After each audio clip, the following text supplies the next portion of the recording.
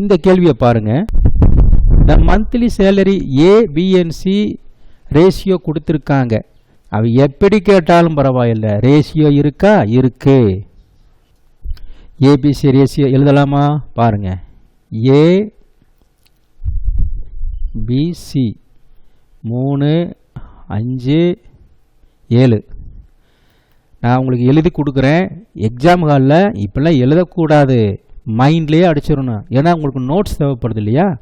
பார்த்துக்குங்க. அடுத்து என்ன கேட்குறான்? If C is monthly salary 1200 more than that of ஏன்னு கொடுத்துட்டான்.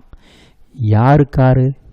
சியோட மாத அந்த வருமானம், அதாவது சம்பளம்னு வச்சுக்கோங்களேன், 1200 அதிகம் சொல்லியிருக்கான். யாரை விட? ஏயை விட. இந்த இடத்துல என்ன செய்யணும்? 1200 என்பது அதிகமான தொகை. சி நபர் 1200 அதிகமாக வச்சுருக்காரு. போட்டி யாரா இருக்க? ஏவுக்கும் சிக்கும் தான் போட்டி. இப்போ சரியா? சரி, பார்த்தாலே தெரியுதுங்க, சி தான் 1200 அதிகம் வச்சுருப்பார். அப்படின்னா ரேஷியோவிலையும் சி தான் அதிகமாக இருக்கு. 7 மடங்கு, இங்கே 3 மடங்கு.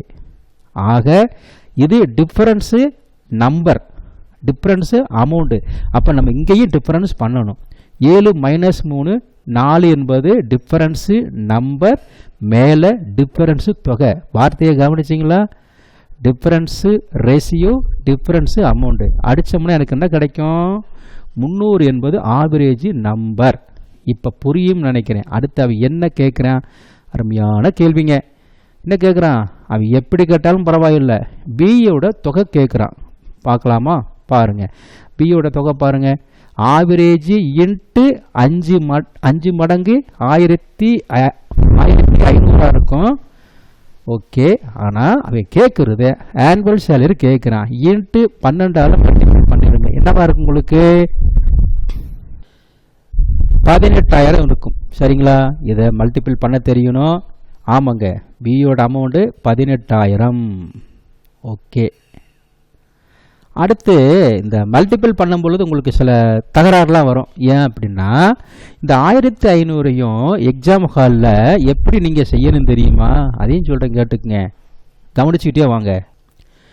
இந்த தொகையை அப்படியே கையில் வச்சுக்கோங்க, 1500. இதை 12 என்பது என்ன பாருங்க.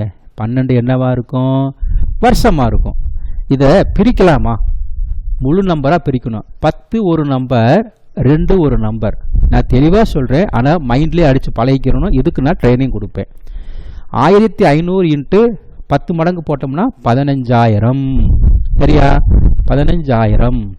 ஓகே, அடுத்து 1500 இன்ட்டு 2 போட்டோம் அப்படின்னா 3000. இப்போ கூட்டுங்க, 15,000 3000 18,000. இந்த மாதிரி நீங்கள் மைண்ட்லேயே அடித்து பழகிக்கிறலாம். இதை தெளிவாக போட்டிருக்கேன், ஆனால் உங்கள் மைண்டில் எப்படி ஏற்றிக்கணும்? 10 ஒரு நம்பர், 2 ஒரு நம்பர், பிரிக்கும் பொழுது 15,000, இங்கே 3000, 18,000. அதுதான் இப்படித்தான் போடணும். புரியுதுங்களா?